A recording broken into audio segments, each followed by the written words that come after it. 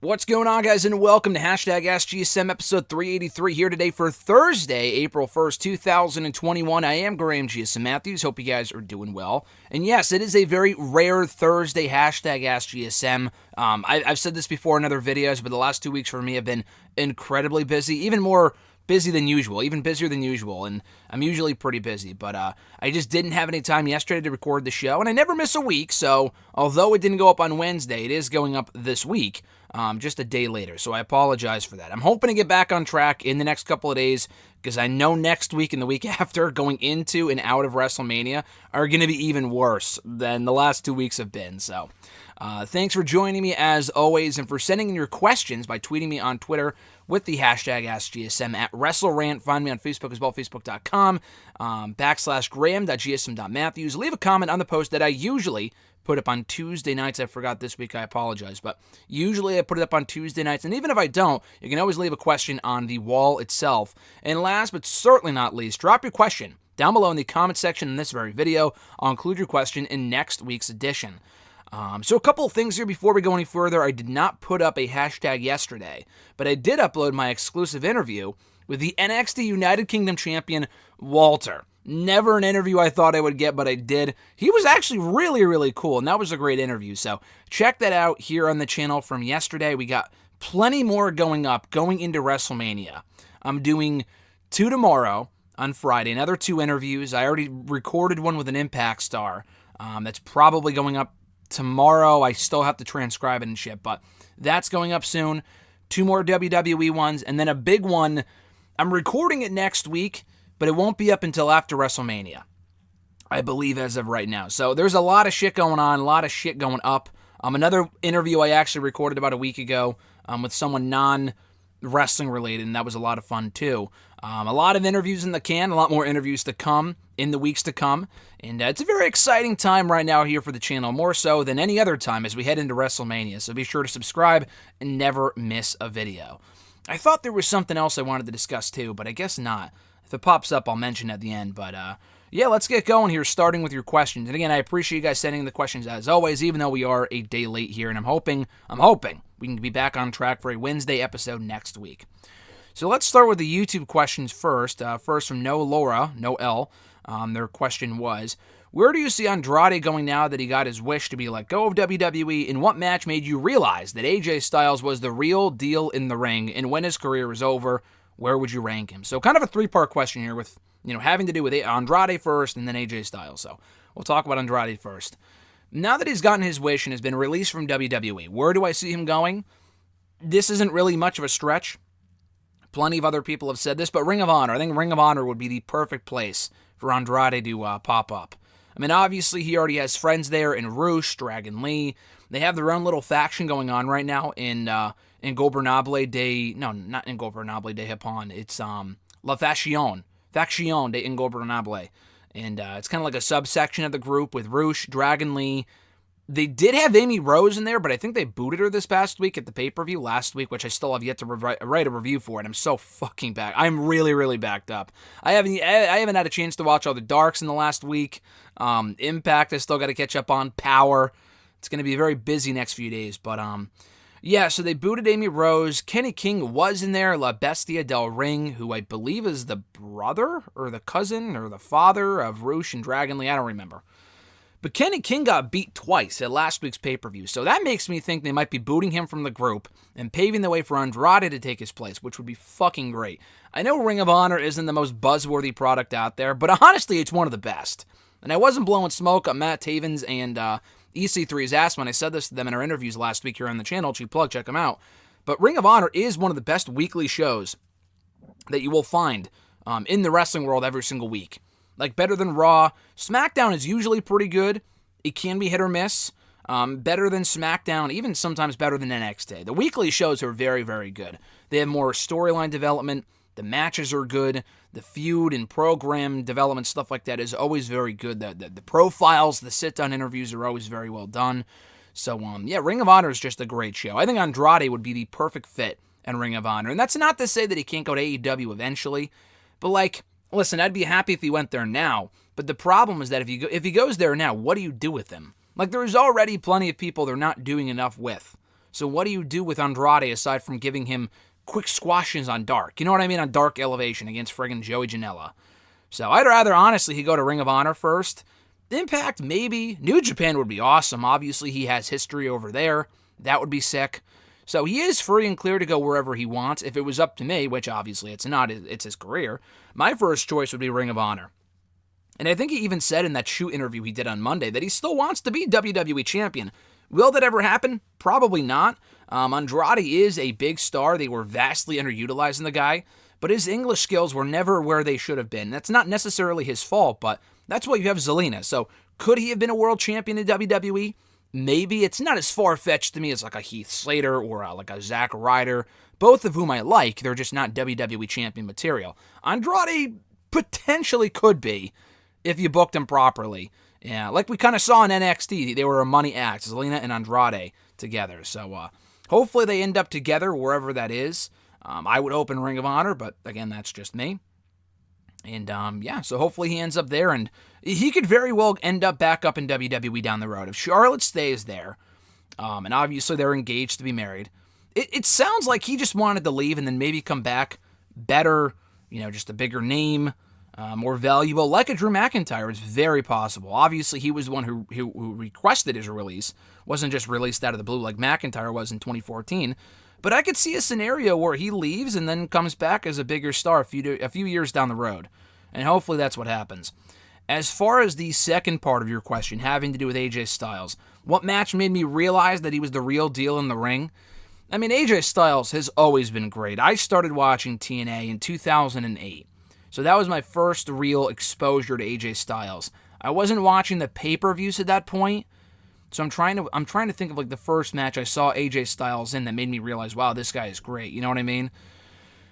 I'm trying to think. 08, 09, even 2010, I wasn't really watching the pay-per-views. 2011, I mean, this is late because by that point I was already watching TNA for a long time. I think he and Douglas Williams had a really, really good match at like Final Resolution 2010 or on TV or something like that. That made me realize, wow, this guy's great. I enjoyed him in Fortune. I enjoyed his title reign that he had. His matches with Kurt Angle. I remember those two feuding when I first started watching. I knew he was the real deal right away.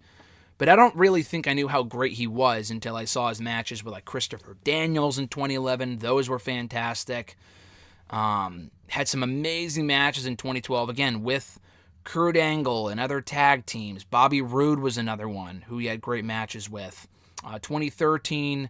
really during his TNA run. I was well aware of how good he was even at that point, well before he went to New Japan or WWE or whatever. I can't name one match, but I do remember when I first started watching TNA, like the very first episode I watched was him stealing Kurt Angle's gold medal, actually. So I think that was in late August, I want to say, of 2008. And I didn't see any matches with him in it at that point. I don't remember like what matches I was watching with him on TV. But even at that point, I knew he was really, really good, and he was the real deal. Let's see. Kadeem Gomez, or Kadeem G, from YouTube, their question was, with WrestleMania just 2 weeks away, is this the worst WrestleMania build ever? I'm rewatching the 20th anniversary of WrestleMania 2000. It was a one-match show headlined by the very first TLC match for the WWF Tag Team titles between Edge and Christian, the Hardys, and the Dudley Boys. Right now, after watching last Monday's abysmal episode of WCW 2000, Raw, this WrestleMania season has been a lot worse. In my opinion, I think WrestleMania better not suck as the worst WrestleMania in the past. I don't think it will. I don't think WrestleMania itself will be bad. The builds are always, it's hard to say. I feel like we have this question every single year, to be honest with you, at least in the last couple of years, when it comes to underwhelming WrestleMania builds. I honestly can't really think of a great Mania build in the last few years. I can tell you, for one, I thought the build to WrestleMania 28 was amazing in 2012. That was about 9 years ago now, actually 9 years ago exactly from today. The build to that Mania was phenomenal. And it ended up being one of the best Manias in recent memory, but you can have a bad build, but like a great Mania, and a great build and a bad Mania. I thought the build to WrestleMania 27, for example, was honestly really, really well done. They were building it up to be like this epic WrestleMania. The Rock was involved, Edge and Del Rio, Triple H and Taker, and a couple of those matches were pretty good, but the overall Mania just felt underwhelming. with a main event of Cena and Miz, which honestly I thought was built up fairly well with The Rock's involvement. It ended up being one of the worst WrestleManias they've ever done. Not the worst. Honestly, I thought 29 was worse. I thought 7 and 9 were worse. Not 7, I'm sorry. 9 and 11 were worse. 32 I thought was worse. Again, I think the build to 32 was pretty good. I don't remember. I remember the build to 32 being pretty decent. That was 5 years ago. As for the rest of the builds, honestly, I don't really remember. The builds to like 33, 34, 35, 36 all kind of felt like a blur to me. They had their moments where like they were great and then other moments where they kind of fell flat. That's been the case with Mania for a long time now. Last year was probably the worst just because of the pandemic and that kind of fucking up all their plans, and they had to cancel matches, change matches. They couldn't really properly build to a lot of the matches because a lot of the people weren't either available and they had no fans. They have no fans now, but it's a bit, better circumstances. So I can't go on record and saying, oh, it's the worst build of all time. Obviously, the only way to really determine that is to go back and watch every Raw leading up to every WrestleMania for the last 30 years. You know what I mean? So it's tough to say, but I will say that this year's Mania build has been pretty underwhelming, absolutely. Just because I think the Fastlane stuff had a lot to do with that, because they had Fastlane a week and a half ago, and they had to wait until after Fastlane to confirm a lot of matches, and a lot of the matches feel thrown together because they're coming together at the last minute because of Fastlane, and the only reason I think they did Fastlane was because the whole Peacock thing, it's just a mess. They wanted WrestleMania on Peacock, but you can tell they clearly rushed to put that deal together, because now they're scrambling to get all their shit together for Peacock and to have it stream flawlessly on the Peacock app. So it's just been a mess. I can't call it the worst ever, but this build for Mania has been pretty underwhelming to say the least. And it's not just because there's no fans. Brandon A from YouTube, he said, "What's up, GSM? I thought it would be I thought I would do something fun for the next couple of weeks leading into WrestleMania. It isn't necessarily Mania related though. In honor of your favorite wrestler in AEW currently, QT Marshall, let's play the Nightmare Factory. Rank these following wrestling scenarios from the most tolerable to the most tormenting for you." So these were the following 8 scenarios that he put down.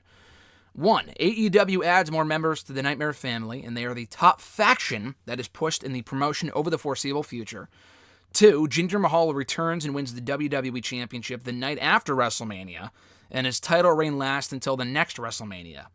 3. Dolph Ziggler and Natalya become authority figures on Raw and SmackDown respectively, and take up more TV time than Shane McMahon did from a couple of years ago. 4. The pandemic lasts much longer than expected, and there are no wrestling fans for the shows for several years. I realize this is morbid, so I'm only asking from the crowd perspective. Don't factor in the rest of the state of the world. If that were to happen, I don't want that to get too dark. He also added SmackDown, NXT, and AEW Dynamite all become 3-hour shows, and AEW Dark and Elevation add an additional hour as well. Good God. Number 6, Nia Jax versus Tamina becomes the biggest rivalry in WWE in 2021, with several main event spots with ring improvement from either one of them. 7, the rest of the WWE network never gets migrated to Peacock, and we only get what is currently on there now. No past content and only future content is the weekly shows, wrestling shows, and monthly pay-per-views. In number 8, WrestleMania 37 through 40 only get to Crown Jewel or Super Showdown levels of quality. And he also said, don't worry, next week it'll be all about dream matches, dream scenarios, instead of nightmares, LOL. Man, all of those sound terrible. It's funny that you said the Nightmare Family one is the first one, because we didn't get more members last night, but what they did was they split up the Nightmare Family. So now we're getting a QT Marshall. This is hilarious. We're getting a Cody Rhodes-led Nightmare Factory against the QT Marshall-led Nightmare Factory. I mean, you can't make this shit up. We literally got that last night, and you sent this question in like a day or two ago. Oh my God, I feel like they read your comment, and they didn't do that exactly, but like we are literally getting a QT Marshall heel faction. As if they didn't already have enough factions on that fucking show. Oh my God, that is terrible. So, that's awful. I'm going to say as the most tolerable of the 8 that you said. I'm going to say WrestleMania's, they're all terrible, but like, I'm going to say WrestleMania's 37 through 40 only get to Crown Jewel or Super Showdown levels of quality. just because it's one night a year. It is their biggest show of the year, but we've had bad Manias before. If we get bad Manias for the next 3 or 4 years, whatever. Like, let's at least it's one night out of the year. You know what I mean? The least tolerable, I'll say this, that was the best scenario of the 8. The worst scenario is Jinder being champion for a year, because that's something that we have to deal with for, forever. Not for forever, but for a full-on year. So that would probably be the worst. The Peacock thing, I think you said we never get the full content. So honestly, that might be the worst thing, just because you kind of need the old content at some point, and if we never get that old content, that's probably worst case scenario. At least Jinder's reign is going to end. So I would put Jinder at like the second to the top. What did you say to rank it from most tolerable to most tormenting? So number 1, as with 1 being the most tolerable and 8 being the most tormenting. Number 1 is the Manias getting to Crown Jewel or Super Showdown levels of quality for the next 3 years. So that's number 1. Number 8, I think, is the Peacock content not coming through, and we don't get that network content ever, because that's something we always have to deal with. So that would probably be number 8. 7 would be the Jinder reign, because that's just awful. 6 would probably be the SmackDown, NXT, and Dynamite all becoming 3-hour shows, and Dark and Elevation adding an additional hour as well, just because I can't even deal with the amount of content we already get. So adding those shows in, oh my God, that'd be terrible. With an extra hour, that's just awful. So I would honestly deal with that over Jinder being champion. So I'll put that at number 6. Number 5, probably Nia and Tamina. Honestly, I'll put the SmackDown, NXT, Dynamite becoming 3-hour shows at number 5. Number 6 will be the Nia Jax and Tamina one, because it's just as bad as the Jinder one, but just if only a bit more tolerable. Jinder is just terrible. At least Nia and Tamina will be over by the end of 2021. So I'd probably put Nia and Tamina, their feud, in number 6. SmackDown, NXT, and Dynamite becoming 3-hour shows at 5. So now we need 2, 3, and 4, because I already said the most tolerable would be the Mania, Crown Jewel, Super Showdown levels of quality thing at number 1. Number 2, the most tolerable next to everything that you said, probably the AEW Nightmare Family, fucking all that bullshit, just because we kind of got that last night, and there are some talented people in there. I don't give a shit about QT Marshall. He's not bad, he's just incredibly boring. So I would probably put that at number 2 as the most tolerable behind the Mania one.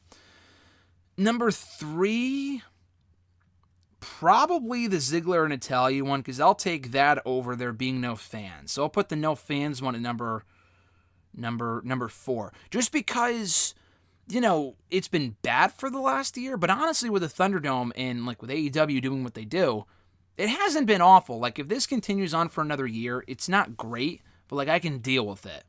You know what I mean? So honestly, I might put that even higher. I would probably put that over the Ziggler and Natalya one. I'd probably put that at 3, Ziggler and Natalya at 4. So one more time. Here is my list from most tolerable to the most tormenting. Number 1, Mania becoming Crown Jewel, Super Showdown levels of quality. That's the most tolerable, as bad as that sounds. Number 2, AEW adding more members to the Nightmare Family, and they're pushed as the top faction in the promotion for the foreseeable future. Number 3, the pandemic lasting much longer than expected, and there's no crowds for several years. Number 4, Dolph and Natalya becoming authority figures and getting as much time or even more TV time than Shane did a few years ago. Number 5, Nia and Tamina becoming the biggest rivalry in WWE in 2021 with several main event spots on pay-per-view. Number 7, we had 7 now? I think that was 5, wasn't it? I'm pretty sure that was 5. I know 5, I think, it doesn't really matter, but SmackDown, NXT, and Dynamite becoming 3-hour shows, and then it would be the Jinder title reign, and then it would be the network content not coming to Peacock. So that would be my ranking. And I think that's it for the YouTube questions, and thanks to Brandon for sending that in. Hopefully we can, do some more positive stuff, as you mentioned, with dream scenarios next week, and not just negative shit, because all of those sound like terrible scenarios to be in. At @RJ_Marceau from the Twitter machine, have you recovered from dancing at the Marceau wedding? Also, WrestleMania is shaping up to be 2 good shows / nights. What are your 2 cents? Also, why does every AEW match or segment end with a new angle? So, a couple different questions here. 1, I have recovered from dancing at the Marceau wedding on Friday. Had a great time. Haven't been to a wedding since 2017, I think, late 2017. So it was a family wedding too. It's been a few years. Very much enjoyed myself. They put on a great party. Danced in that way, and I can't wait for the next one. So thanks to the Marceaus for that. And again, congratulations to RJ and Marley Marceau on a very awesome wedding on Friday and for getting married. That was a great time. His second question about WrestleMania shaping up to be 2 good nights worth of shows. Yeah, I think they are. Again, the build has been very subpar, very disappointing, absolutely. Definitely not where it should be, especially with Fastlane, Elimination Chamber, and all this other bullshit. It is shaping up to be 2 good shows. I think Drew and Bobby could be a great match. The triple threat for the Universal Championship should be great. All the SmackDown stuff I'm in. I'm all in on that stuff. Cesaro and Rollins sounds great. Owens and Zayn, if they keep the Logan Paul bullshit to a minimum, could be good. It should be good. What was the other match from that show? Big E and Apollo Crews. That we've already seen a million matches between the two, and hopefully they add a stipulation. But I've very much enjoyed the feud, and I'm happy it's a singles match and not some like multi-man bullshit. You know what I mean? Whatever the tag title stuff is with all the brands, I just don't really care. I mean, we are getting the New Day versus AJ and Omos. Who cares? I mean, I like New Day, I like AJ, but it's not really a match that does a lot for me.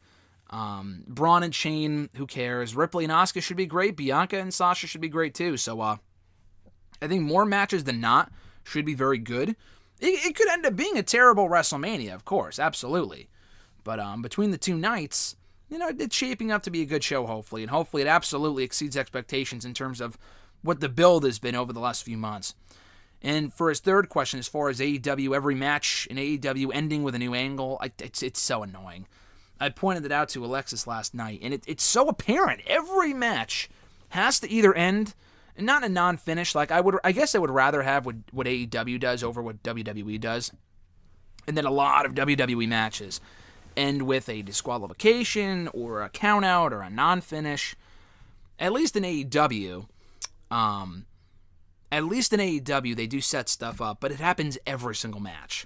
Like with the women's match last night, first of all, Allie pinning Ty Conti was incredibly stupid.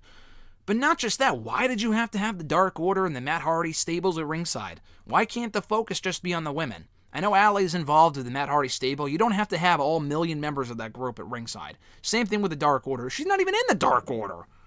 She's an ally of the Dark Order. She's not Anna Jay. So I thought that was really stupid. I hate the brawls, and even NXT did it last night. They did the Eliminator Battle Royal or whatever it was at the end of NXT. I almost said Eli Drake. LA Knight won, and I'm like, okay, cool. And then they have Shirai and Gonzalez brawl to close the show, and I liked what they did with them throughout the show. It was a lot. It got old after a while, but, I saw what they were going for. It was well done. Did you have to close the show with those two brawling? I don't know. That felt unnecessary. It wasn't very effective. I hate the show closing brawls. Okay, it's chaos for the sake of chaos. Who cares? So, even WWE is guilty of that too in NXT, but more so AEW, and I really wish they would stop doing that. Tony Khan has this formula of doing a match and then immediately following it up with a segment or a promo to set up next week. And it's great they're setting up and advertising matches for the following week. That's one of the things I really like about AEW. But you can do that other stuff in backstage segments, and sometimes you can just let stuff happen in the ring, let someone win, and then that's it. You know what I mean? Like the Best Friends won last night in last night's main event. I thought that was honestly better than I thought it would be. The Babyfaces won, and they go off the show with Chris Statlander, Orange Cassidy, and the Best Friends all hugging it out. And I thought that was well done. Why can't you do more stuff like that? No brawls, none of this other bullshit to set shit up for the following week. Setup is nice, but when you do it all the time, it gets very old. It gets very formulaic, much like WWE. His next question, the next question from, next couple of questions come from John Ritland from the YouTube machine. Check out his show, Real Honesty with John Ritland. His Twitter handle is @Reborn though. His first question was, is there a chance that the Fiend and Orton match is worse than Bray versus Orton from WrestleMania 33? I know some have liked the feud, but I have a bad feeling about this. Also, do you think it'll be cinematic?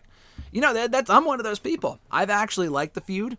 I think, John, you tweeted recently, you felt like you were the only one who didn't like it. You're far from the only one. I think a majority of people don't like the Orton-Fiend feud, and that's completely understandable. I didn't like a lot of the stuff they were doing before Fastlane, like the black goo I thought was stupid. Alexa Bliss getting the better of Orton every week got dumb. They're still getting the better of Orton every single week, and The Fiend should win, so when is Orton going to give him his comeuppance? You know what I mean? I know he burned him alive 3 months ago, but, like, Jesus Christ, give Orton something, you know what I mean? So, yeah, there is absolutely a chance that match will be worse than the Mania 33 match, which I never thought I would say. But that Mania 33 match was terrible. It was terrible. And this match could be worse if it happens in the ring.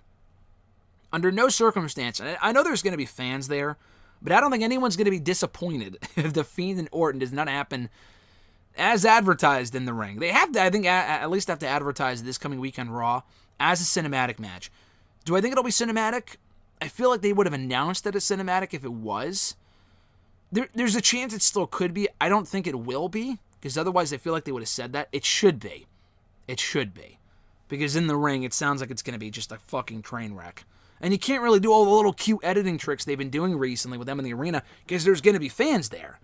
You can get away with the other shit because there's no fans. There will be fans there, so you can't really do that. So you either have a straightforward match, which is bound to be terrible, or take the cinematic route, do it in a completely different venue, air it on the big screen, and I think that would work just fine. His second question, given the increased run time for both Dark and Dark Elevation, do you think AEW has too many people signed? Should they consider cutting some people or at least not signing them once their 3-year deals are up next year? If so, who and why? Yeah, they have a lot of people under contract. I don't want to say I'll fire this person. Like, I think the Gun Club is incredibly pointless. I don't think there's any reason to have those guys under contract at all. I know they have Billy as a trainer, and that's fine, but like they have him on Dark constantly, taking up TV time. I know he's working with his sons, but again, who cares? Who gives a shit? Joey Janela's been a complete flop there. I mean, he wasn't that good to begin with, but like, he kind of came in with some buzz. He was in one of the first pay-per-view main events with Jon Moxley, and then he kind of fell off the face of the earth. He sounds like he's better as a promoter doing his GCW thing, which isn't for me personally. That also looks like garbage, but I don't really think he's needed on the roster. But I don't really think the problem is cutting anyone. I just think they need a second show. And they've already announced the second show. That's the thing. And usually I would say, don't overexpose yourselves and you're only 2 years in. But the thing is that they have Dark and Dark Elevation. That ain't helping shit. The only things that show helps with is giving the lesser experienced people a platform to showcase their skills and hone their craft. That's it.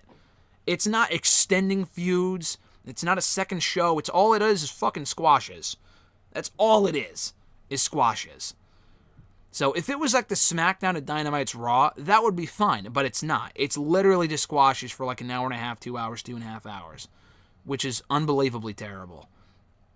So they need a second show up and running. I think then it's going to be better. I've said this before, but they need that second show on TNT in order to showcase most of their roster, because they have one of two options now. One, they cram everyone into the show, a 2-hour window on Wednesdays, with multi-man and multi-women matches, and like I said, putting the entire Dark Order out there for a women's match. You don't need that. It's a mess. Or you just don't put them on TV, which is fine. I mean, for a week or two, that's okay. But if they're not on the show for 2, 3, 4 weeks at a time, it's like, okay, where are these people? Like Hikaru Shida is I feel like she's almost never on Dynamite. She wrestled this week, but I feel like before recently, she wasn't on the show a lot. So I don't really think the problem is cutting anyone. Yeah, they are signing a lot of people. And a lot of these people are very good. But the problem is that they need a second show in order to showcase all this talent. Because when you don't, and Dark Elevation could be that second show, or at least Dynamite 1.5 or whatever, and it's not. No storylines are ever really featured or furthered on Dark. It's just squashes. That's it.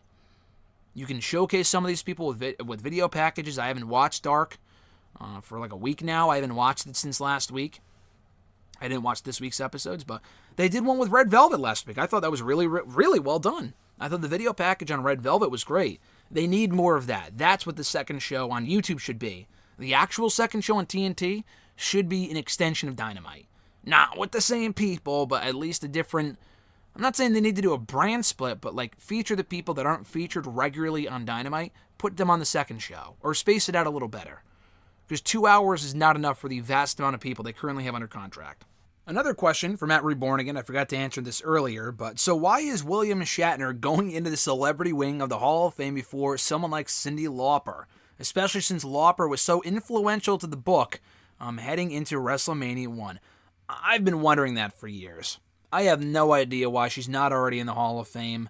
She was on Raw like 9 years ago when they were doing the whole Heath Slater legend shit heading into Raw 1000. She was in a segment on Raw with Roddy Piper.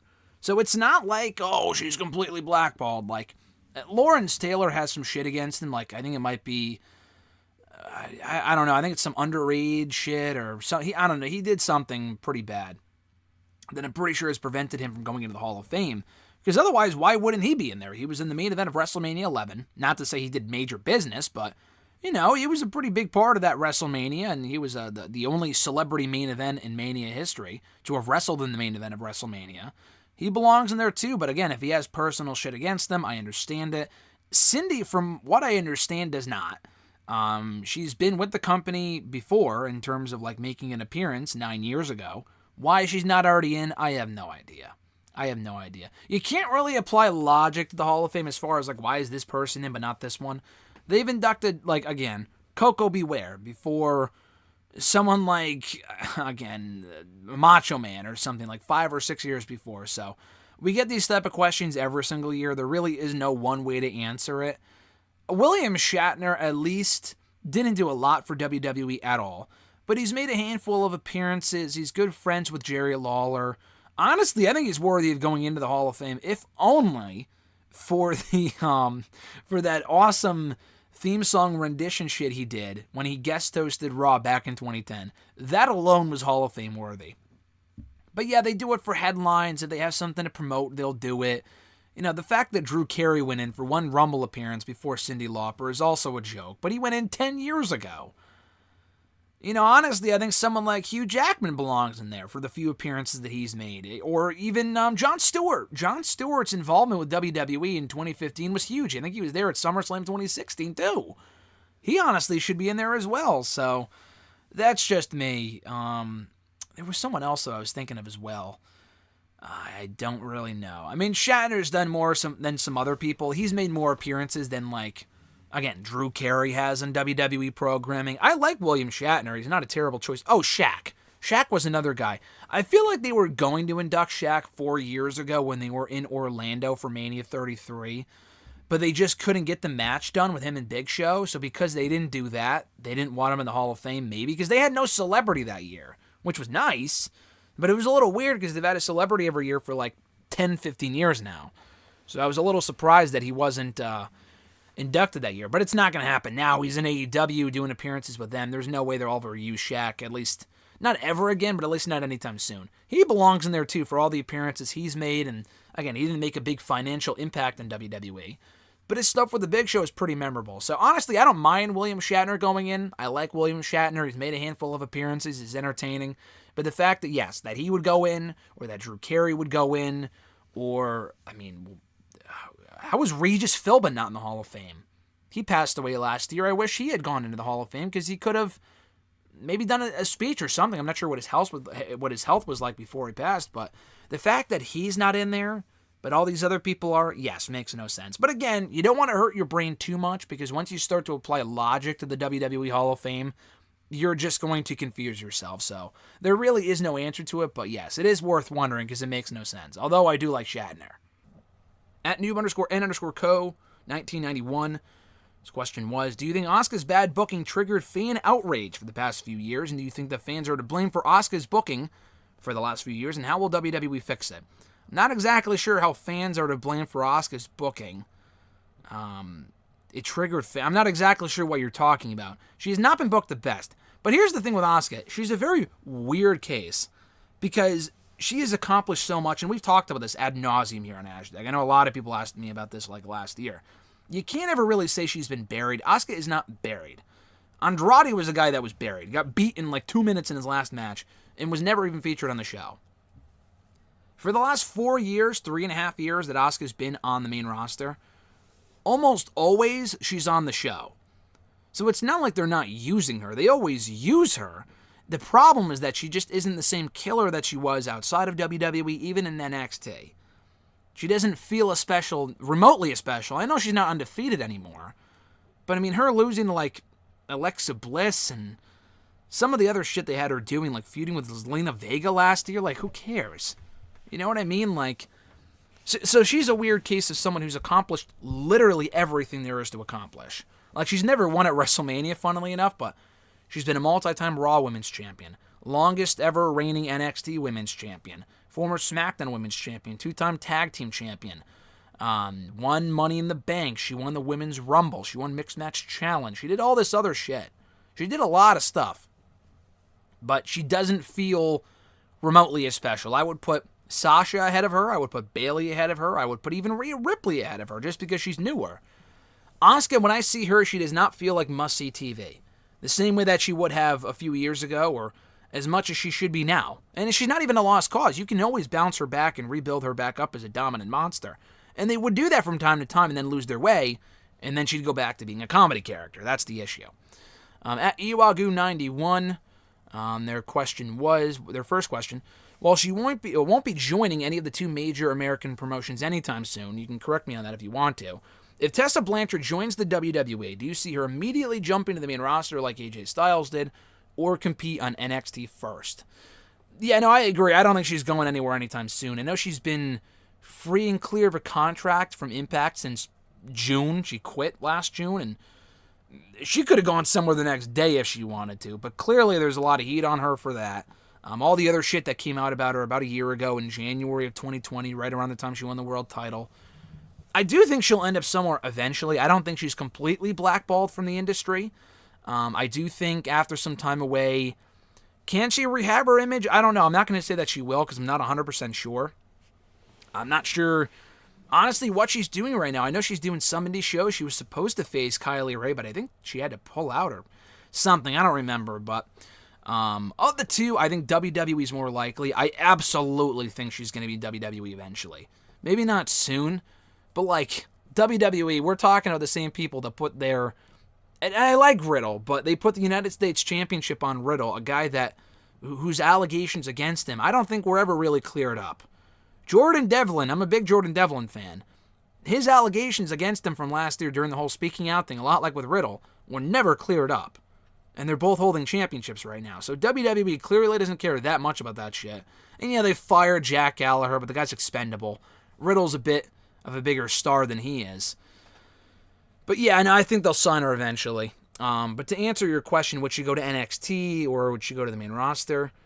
You know, it's weird because, like, Taya Valkyrie, honestly, as much as I love NXT in their women's division, and I think she's debuting in a few weeks on the show, with Taya, she's going to NXT first. I would have put her on the main roster. I know Miz and Morrison are just complete losers right now, but I think she'd be a good fit for that group. John Morrison's her husband, and she's also 37. I mean, granted, Shayna Baszler also, you know, she went to NXT first. She was like 36, 37 when they signed her. The biggest difference there, though, is that Shayna wasn't all that experienced. I mean, she did wrestle before WWE, not for very long. She needed that extra seasoning. Taya Valkyrie does not. Taya Valkyrie has been wrestling for a very long time now. She was in Impact for many years. Longest reigning Knockouts champion. She was in Lucha for a little while. She's great. I think Taya Valkyrie's very good. I don't think she needs to be in NXT. But they put her there anyway because they like their women's division, and that's great. It's a great, great asset to NXT in their women's division. With Tessa, she's like 4 years old? 25 maybe? I think she's younger than me, and I'm 25, so I'm pretty sure she's 25, 24. She has her entire career ahead of her if she can stay out of trouble, which, whether she will or not, I'm not sure. I think she can go to NXT first. If they wanted to call her up immediately and put her against like a Charlotte or something, yeah, I guess people would know who she was and she would get a decent reaction, but I don't know. I would probably put her in NXT first. I'm not sure if any woman has bypassed NXT the way that AJ did. I know Maria did. Maria Kanellis, Bennett, whatever. When Mike Bennett came into WWE a few years ago. I mean, she was never supposed to be a wrestler, so that doesn't really count. I don't know of anyone they've signed that completely just bypassed NXT. I'm sure there are people. I just can't think of them off the top of my head. But yeah, no, I think she'd go to NXT first. If they did sign her, and I do think it's inevitable, I do think she'd go to NXT first. His next question here. Let's see. Your thoughts on the design of the brand new IWGP World Heavyweight Championship? which is a unification of the IWGP Heavyweight and IC titles. I think it looks terrible, honestly, and I know I'm not the only one who feels that way. I didn't really comment on it just because I don't really watch New Japan, okay? I don't really watch New Japan a whole lot. It doesn't really matter to me. I'm not really want to comment on it because I don't watch it, but it does look pretty bad. The old title was beautiful. I'm not really sure why you would fuck that up. It was one of the most beautiful titles in all of wrestling. And I think that distinction now goes to AEW. Honestly, I like the WWE title, but the Universal title's trash. The WWE one is cool. I like NXT's. Impact is a fine one. Ring of Honor is fine. AEW is a beautiful looking world championship. Their women's title looks like shit, but their world championships looks great. But yeah, the IWGP one, I mean, it's changing it for the sake of changing it. Like, I know they want to change it up, and I don't know. I just thought it was completely unnecessary. It looks like Cody Rhodes' tattoo. It looks like the American Nightmare tattoo he has on his neck. That's what it looks like to me with the design. It looks like a Gold Divas Championship with the fucking butterflies. I think Big Swole said that, and I could not agree more. She said that on Twitter the other day. It's not a good design. I'm sorry. Why fix something that isn't broken? You know what I mean? Like, why even change? I'm not the only one who feels that way either. His next question.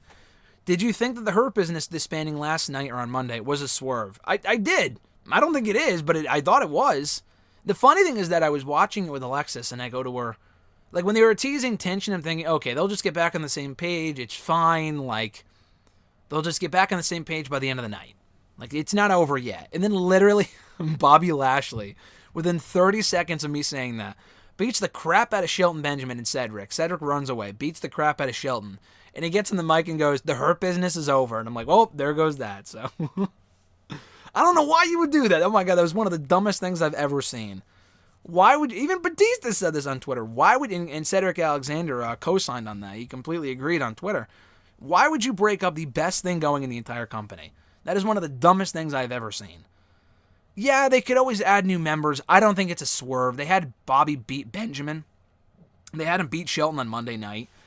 So I'm not really sure why you would go through all that trouble just to put him right back with Bobby. I think they should put him right back with Bobby and MVP. But why break him up in the first place? They haven't even been around for a full year. That was stupid. And yeah, they could always add other members like a Ricochet. And I think that's cool. But there was nothing wrong with the original incarnation of the group. Unless Shelton is like quitting the company or something, or his contract is up and they're not re-signing him, I'm not exactly sure why you would do that. I thought that was really stupid. Back to Noob for a second, their other question. What are your thoughts on the announcement of the Ring of Honor World Women's Championship Tournament this summer, and who will be a part of the tournament, and who do you see being the champion? I thought that was cool. I mean, it's long overdue. Ring of Honor has not had a women's champion since literally late 2019. That's ridiculous. The current product is great. Their women's division is literally non-existent. They do not have a women's division. They've only focused on the men since coming back with the relaunch, and they relaunched 6 months ago. They've had a lot of time to think about this, and they have not done anything with their women at all.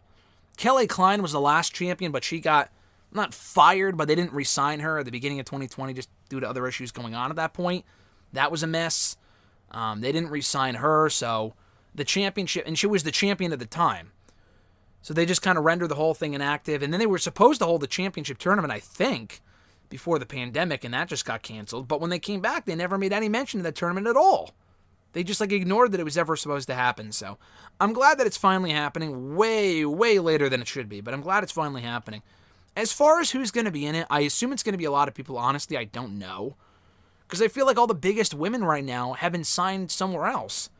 And maybe they can sign Tessa, but you just got rid of Marty Scurll, and he was very problematic. Why would you go ahead and sign another problematic person? WWE seems like the company to me that just wouldn't care. Ring of Honor, I feel like, would. So I'm not really sure if they would do that. But, unless they patch things up with Kelly Klein, I don't think she's coming back. Madison Rain just retired. Tenille Dashwood's an Impact. They don't have a lot of women in Ring of Honor. I know they have Maria Manic, Angelina Love, Mandy Leone, Quinn McKay, who's an interviewer, but they could always put her in the ring if they want to. Sumi Sakai, what's this, 4 or 5 women? They need more than that. Nicole Savoy has made a few appearances for them over the years. She's pretty good. I could see her being in it. Tasha Steelz has been doing dates over there, but she's now with Impact full-time, I'm pretty sure. So honestly, I don't really know who would be in it. It's probably going to be a lot of like random people. I feel like this is why Ring of Honor should be partnering with one of these promotions, because Impact has a lot of great women's talent. Even NWA is a pretty good little women's division. They could use their talent too if they partnered with them. And I think they were for a while. Marty and Nick were kind of appearing in each other's promotions. So maybe they were, I don't know if they still are. Not exactly sure if that's still the thing. The only reason they were working together was because of Marty Scurll. Scurll is gone from both promotions, I'm pretty sure. Definitely from Ring of Honor. So I'm not sure if they're still going to work together. But I think looking to the NWA and putting people like Camille in there or Thunder Rosa would be pretty smart. They have a pretty good little women's division. Taryn Terrell just came in. Velvet Sky's on commentary. I'm not sure why she left Ring of Honor, but she did. Maybe because Bully Ray left. I don't know. They also have Melina. She came back. So, yeah, I would use the women from NWA personally. At E13A, did you hear about Andrade's controversial interview with Hugo Senovich? That's how you pronounce his last name. I know who Hugo is. I can never properly pronounce his last name. And he also added controversial for possibly lost in translation statements, such as WWE doctors diagnosing Charlotte as pregnant. Yeah, I've barely been on social media for the last week, but after Raw, I did go on Twitter, and I saw all these comments about Andrade's interview, and I looked at all the highlights. I didn't listen to it, but I did look at the highlights on Twitter. He said a lot of interesting stuff. The Charlotte pregnant stuff, I mean, it sounded like they misdiagnosed. I mean, whatever. I mean, that to me doesn't really sound like that big of a deal. Obviously, being pregnant is a big deal, but it was an accident, so that doesn't really matter to me. But, Andrade had said something about, they asked him actually to go back to NXT. It wasn't the other way around where he asked to go to NXT and they said no. They asked him if he wanted to go back to NXT because they had no plans for him on the main roster. And he said no. Like, they were trying to pull a Finn Balor with him, where he was going to be like, okay, I'll go back to NXT and rehab my image for a year, and we'll push you there, and then maybe come back to the main roster in a year. He didn't want that. He was like, no, that's still a step, and it's not a step down, but, like, it's still WWE. I feel like the only way I'm going to be utilized to my full potential and become a bigger star is if I move on. Do other stuff, and then maybe come back in a few years. And I think even Triple H told him that over the phone. That was the big takeaway for me. He also mentioned, like, that there wouldn't be any heat on Charlotte, obviously, because Charlotte is Charlotte, and she's Rick's daughter. That would just never happen. What else did he mention? He mentioned, like, you'd be offered $3 million a year or a $3 million contract. I don't know if it was overall or per year. $3 million sounds ridiculous. I know they were offering at one point FTR, like, $800,000 a year to stay, which is ridiculous. And I like FTR. That is a ridiculous number. Even for people like Gallows and Anderson, which they ended up re-signing them for like a shit ton of money. That is such a waste. And I like those guys too, but again, they're not worth that much. I don't know who would be, but definitely not them. Andrade, $3 million sounds ridiculous. So I don't believe that, but he emphasized it a few times. I haven't checked out the whole interview. I just kind of checked out the highlights. It did sound interesting. He just said that he just didn't want to be stuck in catering. He didn't want to be miserable, so more power to him. At E13A, longest movie you've ever seen? Honestly, probably the Snyder Cut. Probably. I watched Titanic on TV one time on like ABC Family or Freeform, whatever it's called now. That was long. Titanic is already a long movie as it is, but when you put it on TV, it's like 4 hours or something like that. Probably longer. Maybe closer to 5. So other than the Titanic, I think the Snyder Cut. I watched the Snyder Cut a week or two ago. I didn't like the first half. I thought it was pretty boring. I'm not a DC guy. I don't really care about the characters, so it didn't really resonate with me as much as it would someone who follows that stuff. Or, I don't know, people have said, oh, watch the first one, and then I don't want to spend 6 hours watching this shit. I shouldn't have to watch the first one in order to enjoy this one.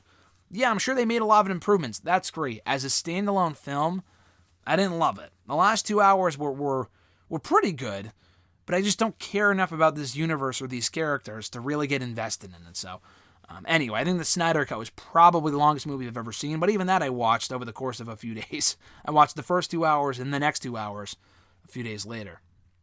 At E13A, do you think Shelton Benjamin and Cedric Alexander will be fine after the Hurt Business's breakup? I don't think so. I don't think so. Because if they were going to be fine after the breakup, then why would you break them up anyway? Like, it felt like to me, hey, we really don't care about these guys anymore. We don't really need them in the group. Let's either put new people in there or just focus on Bobby and MVP. Why else would you do that? Shelton Benjamin is already, 45, 47 or something? He's already up there, so I don't see them doing anything with him. He'll be right back to main event. Cedric's been a weird case. They would do stuff with Cedric. Like, he did some great work on 205 Live. They called him up to Raw, did nothing with him. They put him in the U.S. title picture. Failed to win the championship, did nothing with him. Sat in catering for a solid year. Teamed with Ricochet, did nothing with that. It's very up and down with Cedric. I don't see them doing anything with him, honestly. There's already enough people on Raw they're not doing shit with, from Ricochet to Angel Garza. Man. The list goes on and on. There's so many. Even AJ Styles isn't doing a whole lot right now. He's going for the tag titles. What did he fucking do? You know what I mean? So, yeah, I don't see them faring fairly well on their own, unfortunately. I think they could. Will they? Probably not. At Colin_McAndrew, his question was, if James Storm's 1,000th match was not during a pandemic, would WWE have lent Bobby Roode to Impact for one night? Nah, I don't think so. It's not that important. The only time we ever saw that was when they wanted Ric Flair for the Hall of Fame induction. WWE does not play well with others. They did work with Impact to get some of their footage on, Table for 3 and for their 24 documentaries and shit like that. But they never used, their talent on their show or vice versa. We did get Christian at Slammiversary 9 years ago in 2012. But the only reason, again, why they did that was because they wanted Ric Flair for the Hall of Fame, who at that point was in TNA. And Ric Flair ended up leaving at TNA a few months later anyway. Literally a month later, he left TNA. But they wanted him for the Hall of Fame to induct the Four Horsemen. So they gave them Christian for a night, and that was it. So I don't think they would just give one of their talents away for one night. They don't care that much. I'm not even sure if Bobby Roode, to be honest with you, cares that much. I didn't really... I interviewed him last week. The interview's here up on the channel. It seems like they're on good terms. I even talked to James Storm for an hour about a year ago. And, I don't know if he said they keep in contact. I think they text every once in a while. To me, it never really sounded like they were the best of friends. Like they were that close. They're friends, but not as close as people would think. To the point where, I don't know, I asked him about James Storm, and he didn't even say him by name. He was just oh, yeah, I've had other partners, and he didn't really go into detail about James, so I didn't really go any further into it. But yeah, no, I don't really think so. I think that would have been great, and it was cool they got Chris Harris on there. I saw James Storm not too long ago, and he mentioned, oh, yeah, I'm approaching my 1,000th match, and I would love to get Chris Harris in there for it. So I didn't want to spoil anything, but he told me that a little while ago when I talked to him. So he wasn't in a match. He wanted his 1,000th match against Chris Harris, he said, or with him or whatever. So at least they got him on the show anyway, which I think is cool. I think it's just a one-off, but anyway, no, I don't think we would have seen Bobby Roode on Impact this past week, even if it wasn't during a pandemic. I don't think WWE really cares that much, or honestly, even if Impact, I don't think Impact would have asked for him. I don't know. It would have been cool given their history, but I think that I would have popped big, but I really don't think either sides care that much to be able to work that out, because there's a lot of shit that goes into it. But anyway, at E13A, he said, do you agree or disagree with this statement? And he tagged a tweet from at Garrett Kidney saying, AEW needs to produce I saw this tweet when he put it out, but AEW needs to produce a self-aggrandizing, I think I'd say pronounce it, factually inaccurate documentary on the Wednesday Night Wars ASAP as a parody of the 9,000 bad Monday Night Wars docs WWE has made. Yeah, that'd be hilarious. WWE, I enjoyed the Monday Night Wars show, but there is so much that they did to go out of their way to rewrite history, change the narrative, make it look like they were the innocent good guys all along. It went both ways. They changed the narrative so much, it's just, for those who know about it, it's almost unbearable to watch. Although the show is good, though. It is a very good show. But yes, that would be pretty hilarious if AEW did that and made a doc about the Wednesday Night Wars, or the lack thereof, because it wasn't really a war, let's be honest. NXT got their asses handed to them, 60 times out of, 70? NXT won close to 12 times. That's it. Out of 70, probably more episodes over the last 70 weeks, which is crazy. At Scarlet One, I think we're going to close out with these questions. Their first question was, what title changes are you expecting for WrestleMania?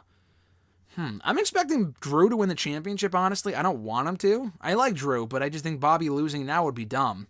But I think Drew's going to win the championship back. I think there's a good chance Roman could lose. I'm not set in stone about that. I think Rhea Ripley winning is a lock. Asuka retaining would be incredibly dumb. To have Rhea Ripley win, or lose rather, at WrestleMania 2 years in a row would be so stupid.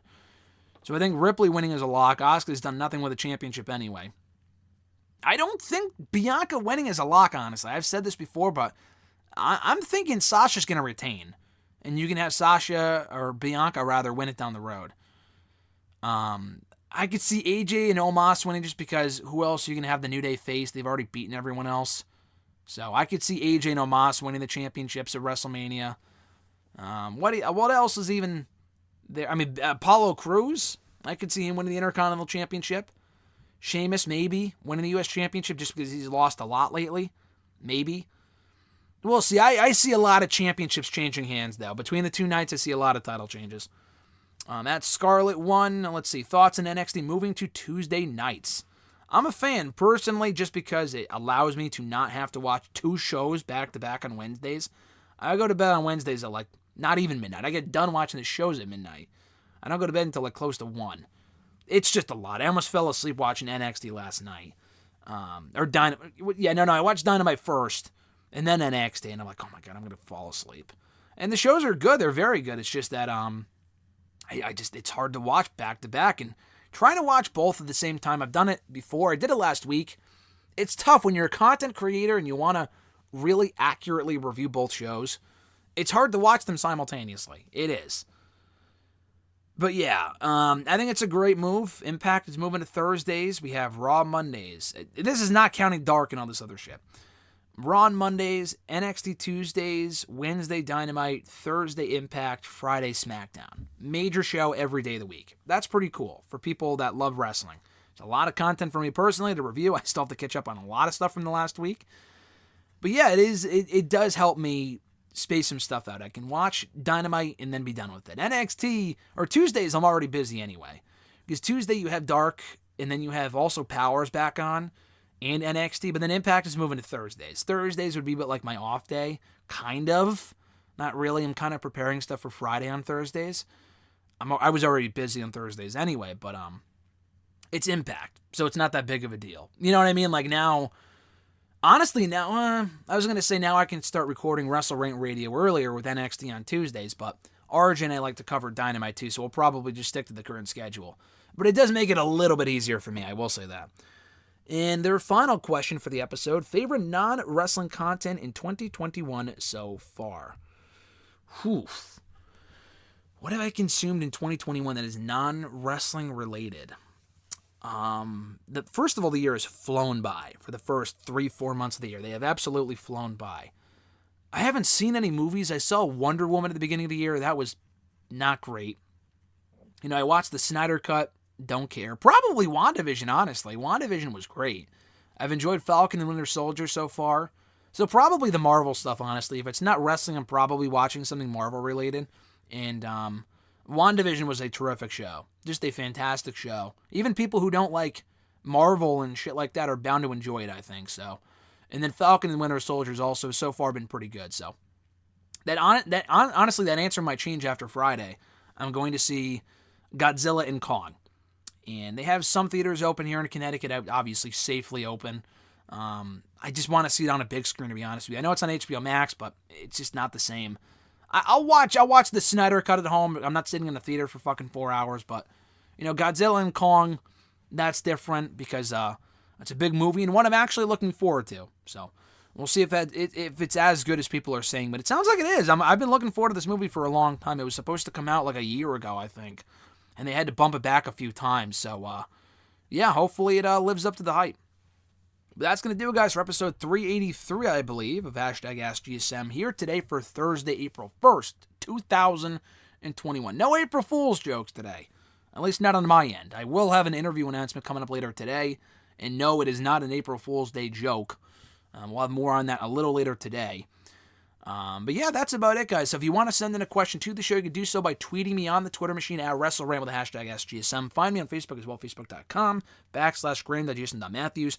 leave a comment on the post that I usually, keyword usually, because I didn't do it this week, usually put up on Tuesday nights, if not on the wall itself. And last but certainly not least, drop your question down below in the comment section on this very video. I'll include your question in next week's edition.